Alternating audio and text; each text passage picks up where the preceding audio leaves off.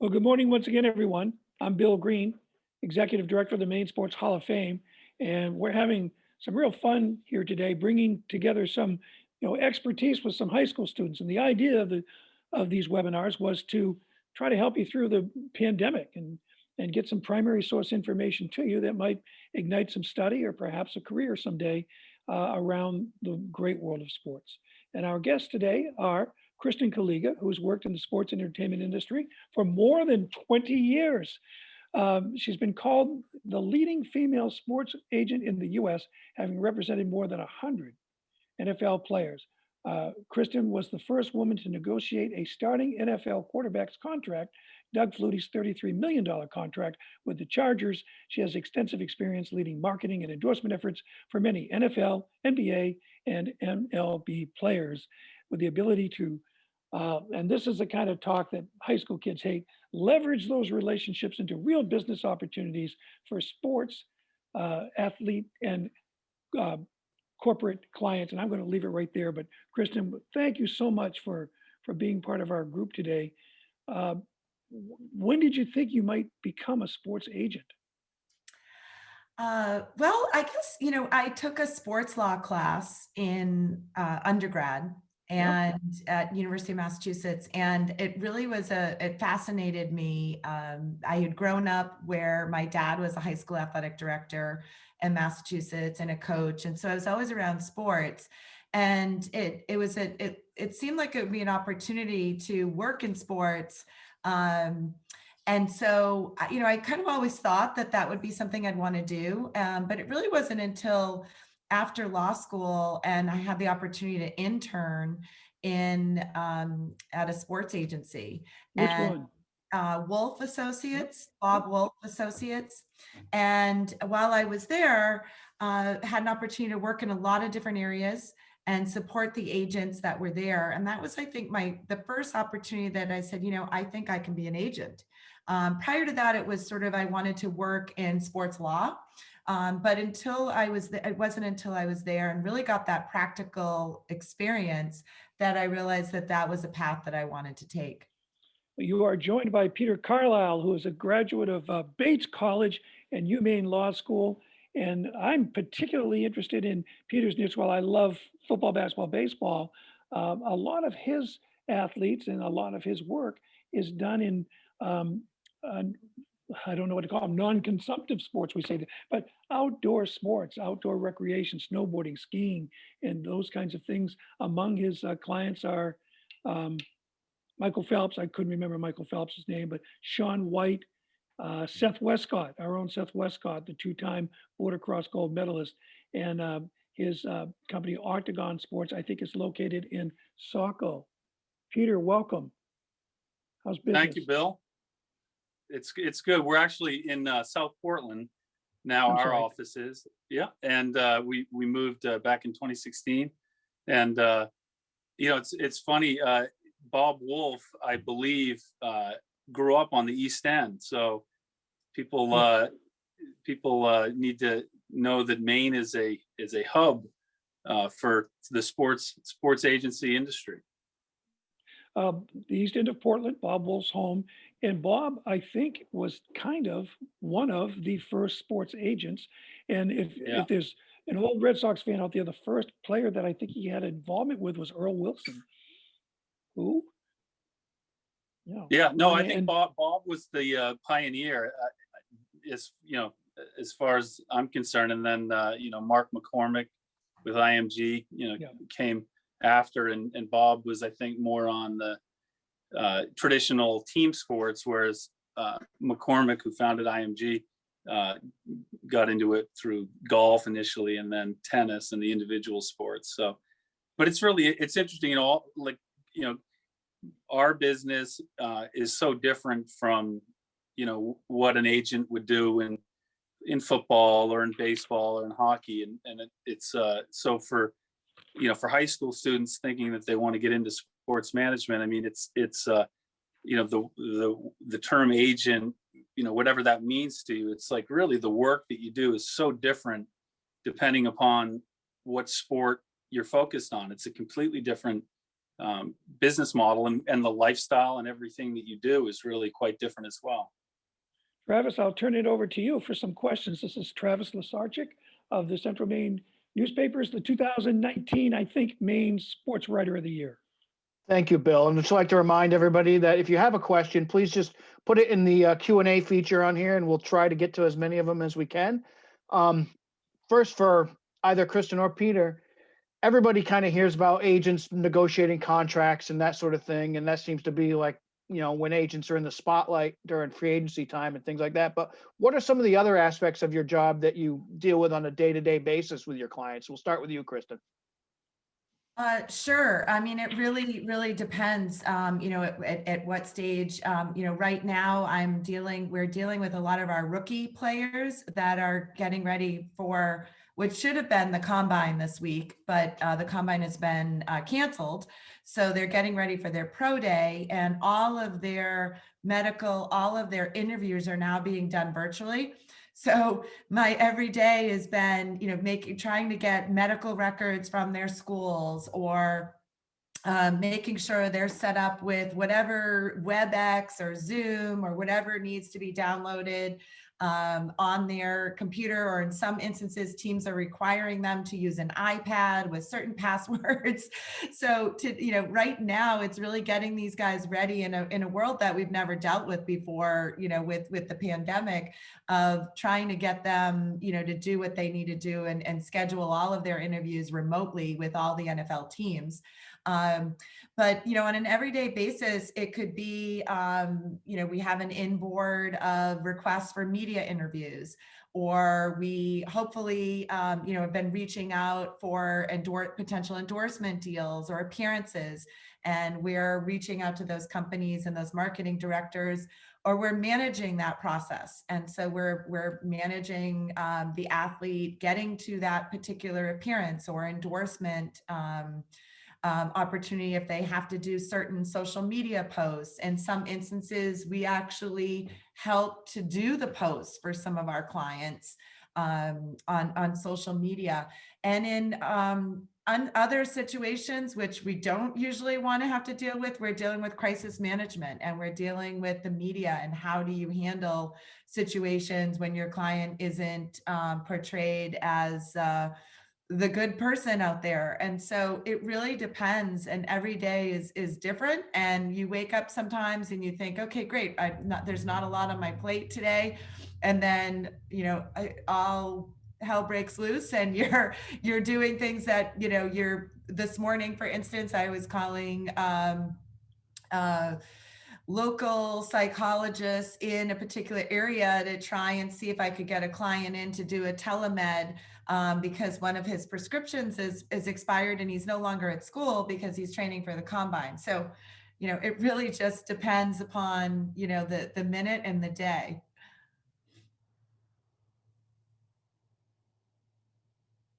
Peter? Yeah, when we start working with athletes, I mean, a lot of times they're younger, and when we begin, most people probably haven't even heard of the athlete and our business, because there aren't, unlike Kristen's business where you have team deals and in addition to endorsements, our business and what we do for our athletes is entirely endorsement deals, so commercials, that sort of thing. And so in order to get the athlete to the point where you can get endorsement deals, you've got to help them to one, succeed in their sport. So you try to provide what support you can, and you try to allow them to focus on their sport, and you basically handle everything else. And then as they get closer to the Olympics, in the Olympic sports anyway, you really focus a lot on public relations, which is working with the media to get the athlete's story out there, so that by the time you guys tune into the Olympics, hopefully you've heard of the athlete, you kind of know what they're all about, and if they do well at the games, then generally there are opportunities for the athlete, and we'll focus on generating those and negotiating those, and then and sometimes those opportunities can last a year and they're, TV commercial or whatever it may be. And other times they can last 10 years. And obviously, those relationships, a lot of the work we do is managing the athlete's relationship with the company and in handling, any of the issues that might arise with that.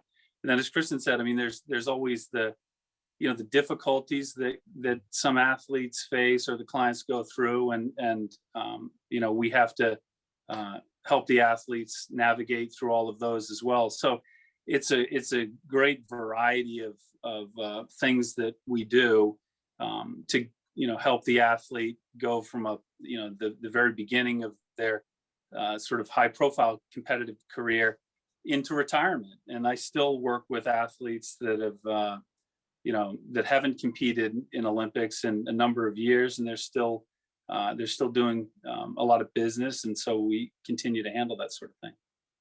Yeah, and I think that's a good point also to make, is a lot of our job is as advisors. I think there's so many agents that just will go along with whatever their client wants to do or doesn't want to do. And I think what defines an agent that has clients for the long term are, you have to navigate those waters for the client and really try to convince the client what's in their best interest for the long run. And that's a big part of our job, is when a client doesn't want to go and do an appearance because they're tired or, whatever it is, it's our job to really encourage them to do those things because it is in their best interest for the long run. I have a client who's had an endorsement deal for 17 years. And the reason is, there may be a couple of little extra things that they ask, or, certain dates that the client necessarily doesn't want to do. But, the reason why he has it for 17 years is because he did do those things. And we've helped him navigate that to really go the extra mile. And those are things that, the athletes really have to be educated upon. And that's something that I think is a big part of our job also. So if you're talking about a retired athlete, and Flutie comes to mind, I know you can't talk about the particulars of his deal, but you get I mean, he seems so great on TV. I see a couple of his endorsements, and he seems like an easy guy to work with. What kinds of things would be in that contract for a retired athlete who has an endorsement with, a company, an insurance company, help me. Sure. Well, at the insurance company makes sense because you've probably seen him in United Healthcare commercials in New England. And so typically, for a contract that has commercial, that is going to have television commercials, et cetera, and used to be, you'd have 1 or 2 days of a commercial shoot per year in the contract. You'd have a number of personal appearances where they would go and do sort of meet and greets with customers or salespeople. Over the past, I'd say, 5 to 7 years, more and more importantly has been social media posts and, how many and when they're posted. And social media has been a real big push with the companies, because that's where they're accessing their customers now. It's not necessarily even on TV. It's, they'll take those commercial spots and really get more value sometimes from them in YouTube spots or videos that are sent through Instagram or social media. So that's become more and more important. And then, there are clauses that companies will want in those contracts, like morals clauses that are, if the athlete does something bad, that they have the right to get out of the contract. As the agent, we try to keep those very narrow. But if you're representing the company, they're usually trying to have those very broad. This year, most of those in-person appearances had to be virtual. So it was, via Zoom or Google Meets, where the clients would do the appearances like we're doing this right now. And that was a whole new genre of the way to do appearances.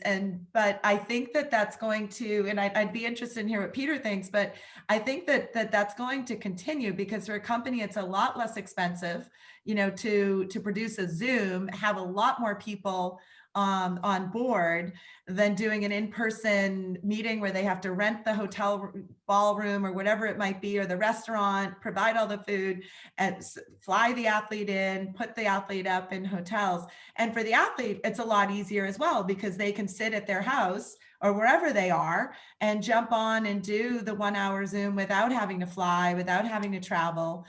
So I believe that those will be, in contracts a lot more than in-person appearances going forward. Yeah, I agree with that. And, especially for retired athletes and in the Olympic space, some of these athletes are very well known, all over the world. And so when they retire, they have more time to do things like appearances where they do, they'll speak to large groups of people. They'll do corporate appearances where they'll speak to companies and executives. And it becomes a bigger part of a retired athlete's business. And so, as an example, before COVID, Michael Phelps, he retired in 2016. And so, 2017, 18, 19, he would, we would take trips all over the world. He probably did, I would say, 30 or 40 of those types of appearances a year. And as Kristen says, that means that if, we'd go to Singapore, 2 or 3 times a year, in China, and they're good opportunities, but it's a lot of time. It takes a lot out of, it takes a lot out of everybody, especially, if the athlete has a family. And so when COVID hit, it was, I think everybody wondered, like, well, geez, how's this going to affect, the business of athletes? Because you can't travel and do production shoots, and that's where you go and shoot a commercial, let's say, and you can't go and, and do these appearances. And so what's going to happen? Unfortunately, technology like this, Zoom, was such that companies started to do those same types of things remotely. And as Kristen says, it really,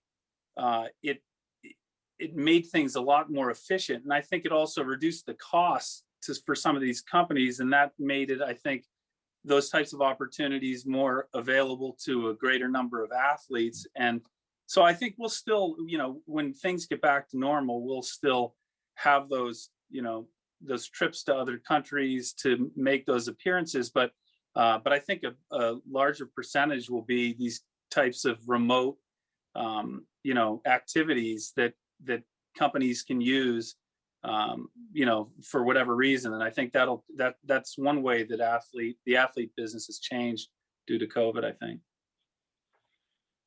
Travis, Follow there's up on that. We have a couple question questions. here from a Dylan. What are some of the changes in the relationships you guys have with your athletes during COVID? Has it been harder or easier to make sure communications are taken, part through? I think it's, for us, originally when everything happened, I think the NBA was the first to cancel, their games. And so, it was just trying to keep our clients calm and ourselves. And then, with the NFL, it was really interesting in that we really didn't know what was going to happen until really the July. And so, trying to keep these players, motivated and ready to go when nobody knew what was going on was really tough. And trying to navigate the waters of, we had a player that free agency started in March. And we had a player that he's a nose tackle, and we negotiated the number one highest paid nose tackle contract in the NFL. But there's teams require players to have physicals by their team doctor in order to pass the physical, in order to get their signing bonus and have the contract valid. And some teams were allowed, the NFL shut down all of their facilities. So no players were allowed to go to the team facilities. And some teams were allowing their players to get a remote physical in their home city from an independent doctor, but many teams were not. And the team that our client signed with was not allowing players to do that. So he wasn't, even though he signed his contract in March, wasn't going to get paid until the facilities opened up and he could get a physical by the team doctor. That wasn't until August. And so we're all sitting on kind of pins and needles of, is this going to happen? And so negotiating the contract, we needed to sort of negotiate a COVID clause in there. And that, he would still get the signing bonus despite, a COVID related issue. So there were a lot of things like that that we were dealing with. We had one of our players that always does an in-person summit with a bunch of players, and we had to turn that into a virtual summit.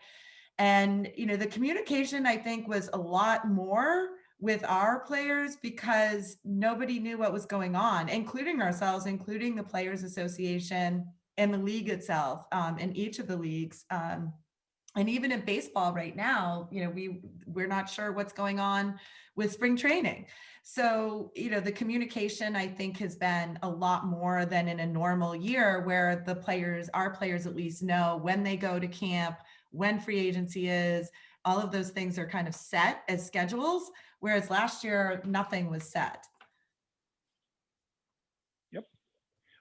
There's a great question here, Travis. Oh, go ahead. No, Bill, go ahead.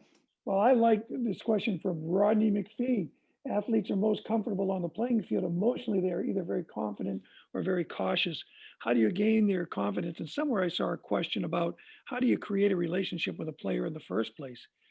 Do they come to you? Do you go to them? And do you turn people down? And how's it work? So, yeah. Go ahead, Peter. Yeah, sure. It differs. I think when I got into the business and was building it, I mean, recruiting athletes was a bigger part of it. And you'd travel and you'd meet with the athlete and the family. And, that was quite a process. And it was, it was an important part of it. And a lot of those decisions, the athletes and the parents would often be involved in that.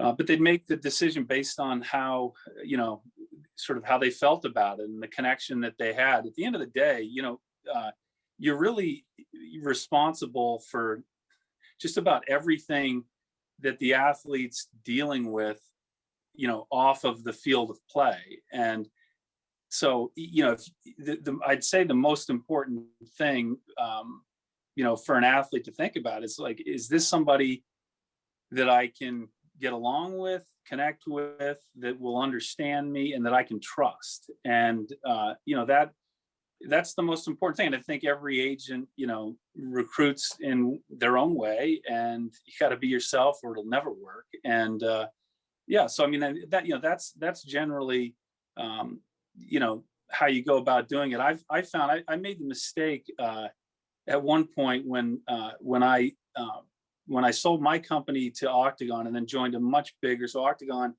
is my company focused on Olympic sports, and then Octagon is a global agency that is involved in every sport, and I run the Olympics business. And so I made the mistake when I joined to accept the offer of these other people to join me in recruiting an athlete. And so I had the head of the tennis division and all these people with all these connections that represented all these, famous athletes in other sports.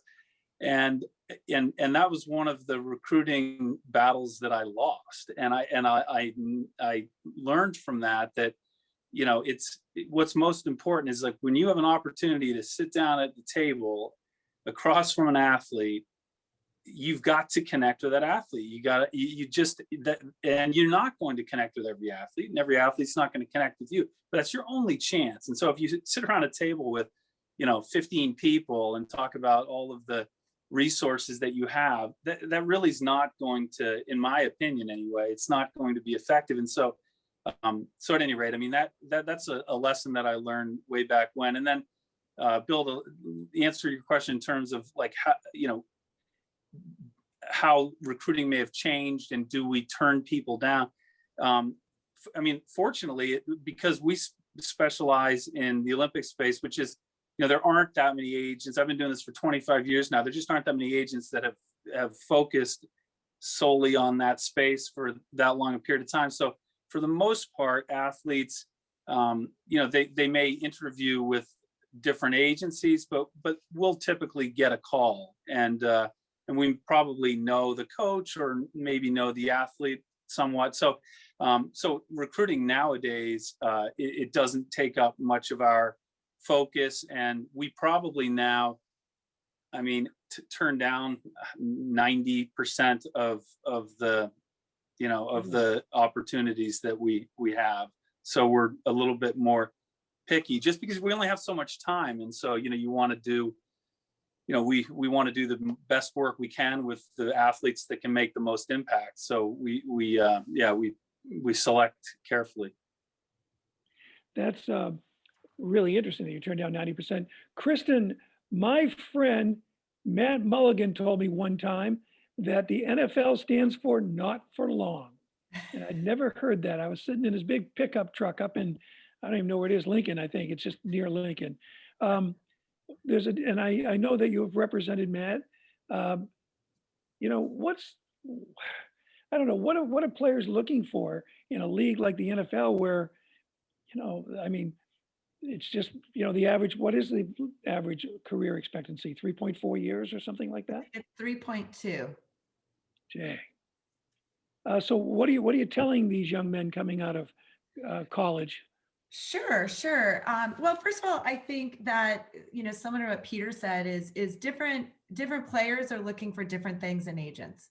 And, some want the glitz and the glamour of the rock nations and the big young money and sort of some of the big rapper firms, and some want, the bigger, more traditional firms like CAA and Athletes First that have a lot of clients. And some are looking for more boutique, and some are looking for a Black representative, some are looking for Asian, some are looking for a woman. And so I think, it's really finding the right fit for what your agency or what you as an agent believe in. And, I think when I look back on my career, a lot of the clients that I've signed have been sort of those diamonds in the rough or a little bit outside the box. And maybe that's because that's sort of how I am. And, I started with Flutie, and, he's not your traditional 6'3", stay in the pocket quarterback.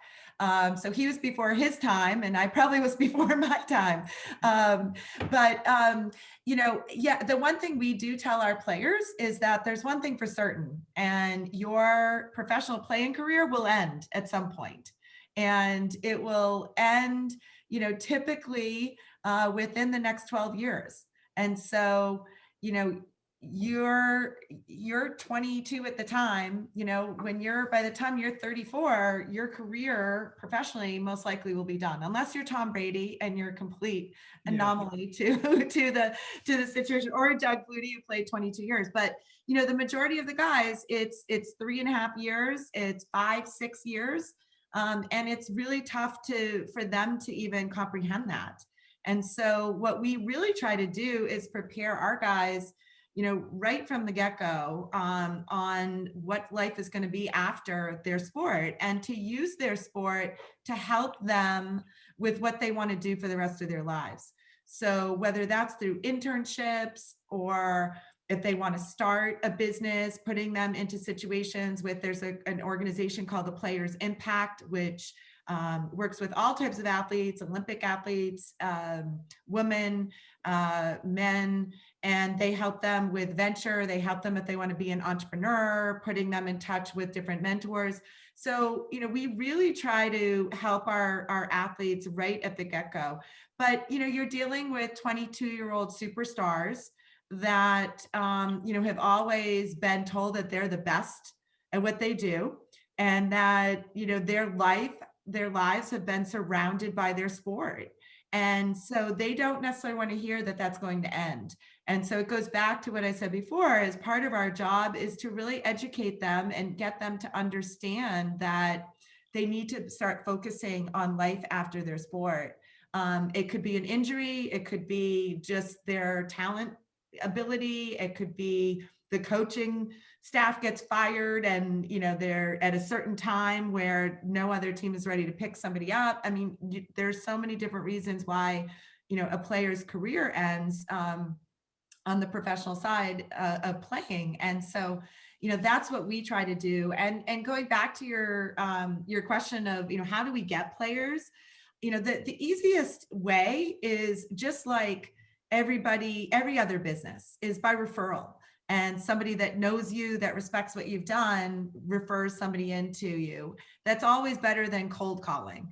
But we all have to cold call. And, how do we decide who to? And similar to Peter, we have to be really careful because, recruiting and getting these guys, and I'll just speak to the NFL, getting them ready costs a lot of money. As agents, we have to pay. We don't have to, but in order to be competitive against other agents, you basically need to pay for the players' training prior to the NFL Combine, and that could be, $30,000 on average per player. So you want to make sure that if you're putting that investment in, you want to make sure that that player is going to be drafted and have the best opportunity to make a team, or you don't get paid as an agent. So we really rely on the NFL scouts and our relationships out there, and talking to them and really understanding who are the players that are going to be drafted. And not only the players that are the best talent on the field, but also have great character, because all of both of those things come together when they're making their draft decisions. And so you want to make sure that you do your due diligence on those players. I was reading in the Wall Street Journal this week that I'm going to get the guy's name wrong. I guess he's an agent. Is it? He used to pitch for the Phillies very briefly, Switcher. And there was a player in the big leagues, and I should know his name. He plays on the West Coast, and they paid him as a young man a certain amount of money for a percentage of his professional contracts. And why I'm obviously not prepared for this. So he just signed for something like 14 years and 340 million, and they're going to get 8% of what he makes forever. And the article that I read in the journal said that looks like 75 million for that company. So Peter and Kristen, why don't we get a couple $100 million and go out there and sign a bunch of 18-year-olds and see if we can hit on one? What do you think of this business strategy and this idea? Is it old? Has it been around longer than I know? And I know you know this story, so tell our listeners about it and educate me. Well, I think that it's, I don't know how long it's been around, but that idea has existed for, I mean, I think I was aware of it going back at least 10 years or so. But I think that in our space, again, what you do in baseball is very different than what we do. So the idea of, you could, essentially all you're doing is you take a look at an Olympic athlete, let's say, and you say, well, I think over his or her lifetime, they'll generate this much money in revenues and deals, right? In money. And so you say to the athlete, let's say that number just is $100, or it means nothing. It's $100. And you say to the athlete, well, I think over your career, you're going to be worth $100, but you really want to wait 30 years to make that money. What if we were to pay you $5 now, and we get, whatever percentage of anything they make? So you're basically buying stock in an athlete. Right. And it wouldn't work in our space, Bill, because, if you do that, then we would then have to go and generate those opportunities just to justify our investment. And then you stop thinking about what's best for the athlete. And then, of course, if the athlete's doing a whole bunch of commercials just because some company has said, hey, you need to do this deal, then what kind of athlete brand and legacy would you have? Whereas I think it's slightly easier to do that type of thing in a sport like baseball, where the athlete makes the bulk of their money just by playing baseball. If they perform in baseball, that's where they're going to make most of their money. The percentage of baseball players that generate significant income through endorsements and advertisements it's a very small percentage of players, and it's a very small percentage of the money that they generate through their career. So you could probably pull it off a little bit more easily in some of the more traditional team sports. But the idea is out there and it's interesting, but it's nothing that I think we would do. Yeah. So there's a company called I want to X10. mention it's Fernando Tatis. I'm sorry. There's a company No, go called ahead. It was Fernando Tatis was the player. Okay. So there's a company called X10 Capital, and that's what they do. And I'm not sure if that is the entity that invested in that player. But I think the best way to look at it is it's similar to private equity or venture capital. And you are looking at, if you're looking at a company and you want to invest in that company, you're going to look at what the upside is of that company. If that company has a purchase order from, Walmart, if it's a consumer product, or if it's a pharmaceutical company and they have their FDA approvals, or where they're at in that stage. So you're going to do your due diligence and making sure that that company, if you invest in it early stage, is going to be that next Uber down the road or whatever it may be. And so if you look at it that way, that's what these companies are doing. And they are coming in and saying to these athletes, hey, listen, we'll guarantee your downside in a sense. We're going to invest in you. We're going to put, $2 million into you, and we're going to get 7-8% of your ownership, in a sense, of your money down the line. And so they do a lot of due diligence in the players that they invest in. And typically they're going to invest in players that have a very solid chance of having their second big contract coming up, or a third big contract, or even, if it's a rookie or a player that's going to be potentially, all reports are that they're going to be a first round pick, let's say. And so they'll invest in these players, and the players get that money now, and particularly for their second contracts, if it's a year out, because when they get their money, it's guaranteed. And so at least from the schedule that X10 Capital does. And so for a player to take 2 million guaranteed and pay 7%, 8%, 10%, whatever the rate is, back, it may make sense, because if that player, something happens and they blow out their knee and they don't get that second contract, they still keep that money.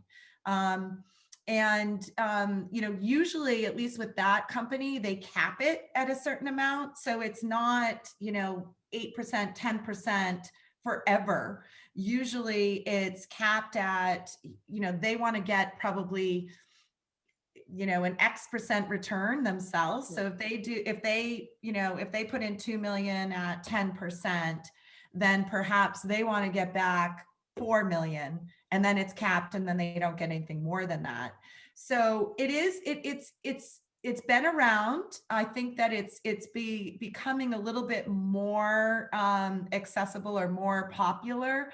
But I think why it's hard for Olympic athletes, like Peter said, or just doing it off endorsement deals is you have to really be sure that those endorsement deals are going to come, or that Olympic athlete is going to win a gold medal. And so it's a lot more perspective and risky from, I think, the investor, as opposed to, an athlete, a team athlete that's, played beyond their contract. You can look at all the similar contracts. Let's just say it's a wide receiver, and you can project what that player is going to get in a year, assuming they don't get injured and everything goes well. So it takes a little bit of the risk off the table. Okay. Travis, I want to turn it back to you, but that was Big League Advance. The baseball player that was involved on the company side now is Schwimmer, Schwimmer, and the major league player was Fernando Tatis. He signed for $340 million, and they project that he owes BLA, Big League Advance, $27.2 million over the life of that contract. I just found it interesting. I hadn't heard of that before. Travis, I'm sorry to take your time. Go ahead. That's all right. Thank you, Bill. We have some more questions we have one. How would a student interested in the field get involved and, test it out? And so I'll ask you guys, what are some of the academic requirements that would, an agent would need? And we'll start with you, Peter.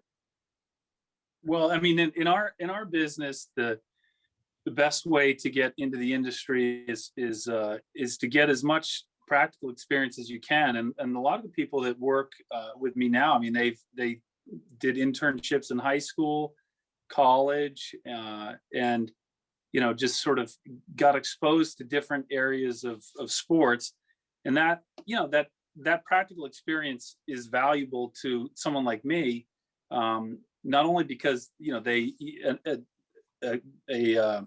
student has some exposure to what we do, but almost more importantly, you want to make sure that somebody you're going to hire knows why they want to work in sports and what they want to do. And the only way to really know that is to do it.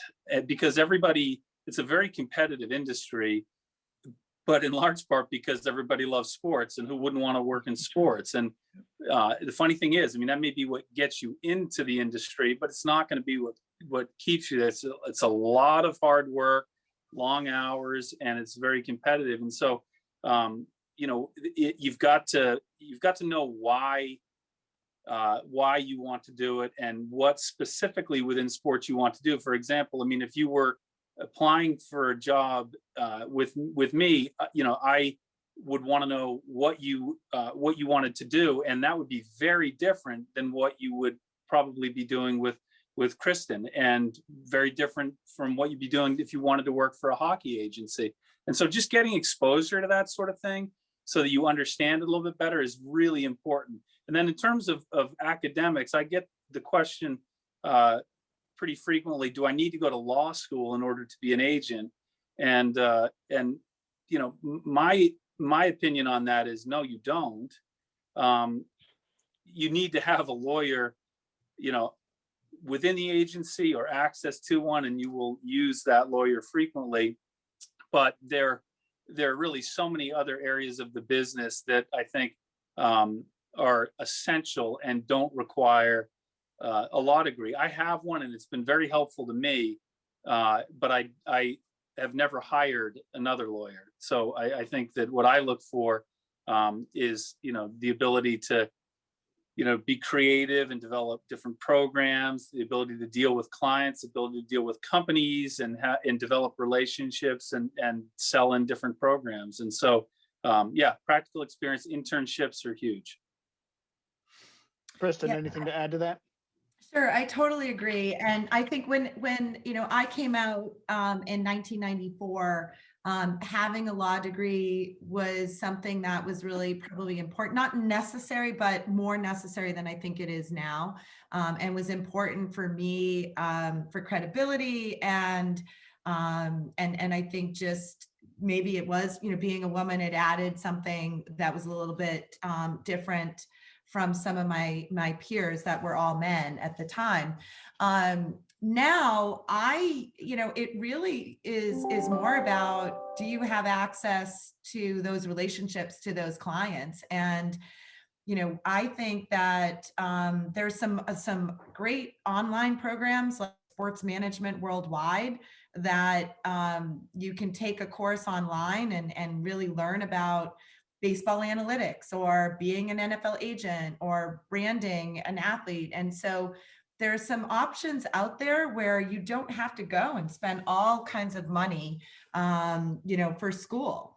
And you could do even a community college degree, and start to get real practical experience. The resumes we get now, there are high school students that are volunteering at agencies or charity events for athletes. Is a great way, if you learn about any opportunities that they're doing, pandemic aside, volunteering. I've had a couple of interns that have come and volunteered at some of our events, for the athletes. They network and they do a great job, and that leads to internships. LinkedIn is a great tool to find people that you may be somewhat connected to.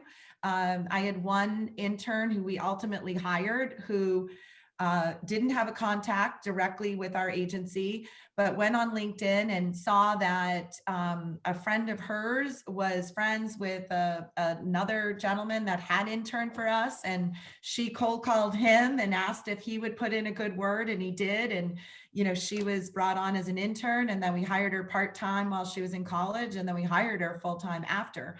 So, that's a tool that everybody, or, most people have here, or could, go to their school computer and set up a LinkedIn account and start to network. But I really believe that practical experience and your networking is by far the most important thing over education and where you go to school. We have two people who have asked, who are some of your clients? Are you allowed to disclose who some of them are and who you've worked with? Both of you, I think the audience would find it interesting. Sure. Michael Phelps, Allie Raisman, Simone Biles, Sean White, Seth Westcott, Ross Powers, Kelly Clark, Danny Cass. I mean, a number of athletes, both winter and summer. And, as I said, most of them you work with through their entire career. So they are still clients. Kristen? Sure. So you've mentioned Doug Flutie. I've worked with Doug for 26 years now, which is pretty crazy. And, we just launched his new podcast. So I started when he was playing up in Canada for the Canadian Football League 26 years ago, doing small little marketing deals and helping with his Canadian football contracts. And now we just launched a podcast called Flutie Flakes Cast on Sirius XM. And he's had some great guests on. But Matt Mulligan, who went to University of Maine, who was undrafted and played 9 years in the NFL, which, as we talked about before, is pretty unheard of, and who, comes full circle where he helped with a recruit that I had this year, a tight end out of Notre Dame called Tommy Tremble. And his mom talked to Matt, and Matt put in a great word. And so he was a big reason of why we signed Tommy. But our agency also represents Von Miller from the Broncos, Keenan Allen, wide receiver from the Chargers, Wendell Carter Jr., who plays for the Chicago Bulls, New England Patriots player Marcus Cannon, who actually opted out this year, which was an interesting. NFL players were able to opt out of playing because of the pandemic. And that was another piece we had to help players really look at. Do they opt out and only make, if they had a pre-existing condition, $350,000 and give up their $3 million contract for the year? So that was pretty interesting. And Marcus was one of those that did that because he had cancer. One of my clients that I had worked with for many years, Vince Wilfork, who played for the Patriots for a bunch of years. And we didn't do his contract side. We just did his marketing and helped to produce his charity events. So those are some of the clients that we represent. Well, I guess we are out of time, but it's been really an interesting hour. Any final words? If people want to get involved, they should get involved. They should be aggressive. They should reach out to sports agents. They should apply. They should seek mentors, and see what's out there and see what they might like. Absolutely. And there are loads of opportunities, even in the Portland area. And it's not just limited to agencies. I mean, you can get involved with companies that are doing sports marketing or any of the teams, local teams. Just get involved, get exposed to sports, and you can sort of build a resume of practical experience that'll serve you well.